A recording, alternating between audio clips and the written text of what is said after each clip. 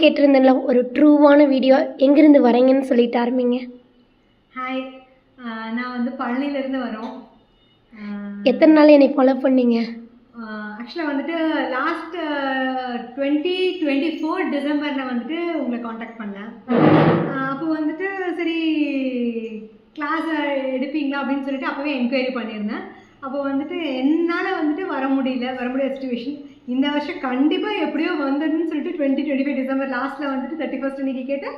நீங்கள் வந்து உங்களோட ஷெட்யூலெல்லாம் இது பண்ணி உங்கள் ஸ்டாஃப் எல்லாத்தையும் வச்சு நம்ம கரெக்டாக தான் அந்த மாதிரி தானே பேச முடியும். நம்ம மழுப்பியில் பேசணுன்றதெல்லாம் கிடையாது. என்னென்னா என்ன கேட்குற கேள்விக்கு பதில்.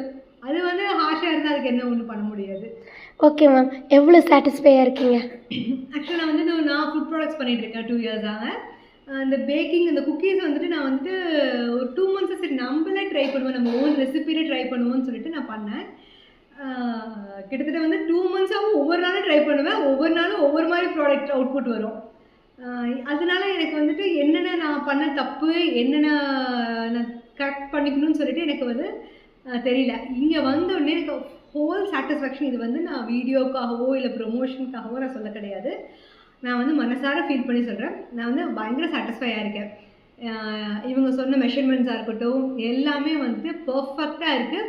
ப்ளஸ் இதில் என்னென்னா நான் வந்து மற்ற குக்கீஸ் சாப்பிட்டு பார்த்ததுக்கும் என் குக்கீஸ் சாப்பிட்டு பார்த்ததுக்கும் மற்றதுலாம் இந்த மாதிரி வருதே, இவங்க ஏதாவது கலப்பாங்களோ அப்படிங்கிற எண்ணம் எனக்கு இருந்துச்சு.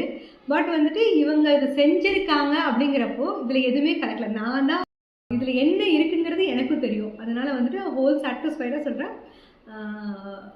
மோர் தென் பர்த் அவ்வளோதான் நான் சொல்ல முடியும். நான் கொடுத்த அமௌண்ட்டு காட்டிலும் என்னோட நீட்ஸை வந்து சாட்டிஸ்ஃபை பண்ணிக்கிறீங்க. டிடி கேக் வந்து என்னோட நீட்ஸை வந்து சாட்டிஸ்ஃபை பண்ணிக்கிறேன். இதுக்கு மேலே வந்துட்டு எனக்கு குக்கீஸ் அப்படிங்கிறப்போ நான் வந்து சாட்டிஸ்ஃபைட் தான். என்னால் பண்ண முடியும் அப்படிங்கிற ஒரு கான்ஃபிடென்ட் எனக்கு இருக்குது. ஹாப்பி தாண்டி கான்ஃபிடென்ட் லெவல் வந்துருக்கு. ஒரு பிஸ்னஸ் பண்ணுறவங்களுக்கு வந்து கான்ஃபிடென்ட் தான் வேணும்.